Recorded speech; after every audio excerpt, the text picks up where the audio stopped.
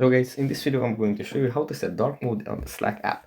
But before that, don't forget to subscribe and leave a comment down below, because at 10,000 subscribers I'm going to show you my whole YouTube revenue statistics and growth strategy.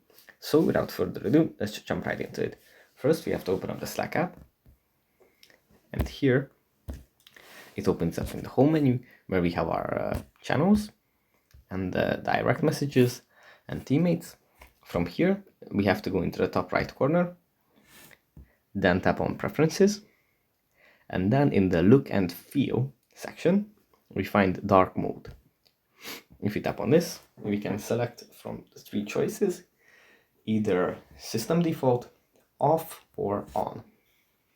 Whichever we select, we can customize the experience of the app here. And to turn on dark mode, we can either set it system default or on. So that's pretty much it for this video. Hope it was helpful for you guys, and I'll see you in the next one.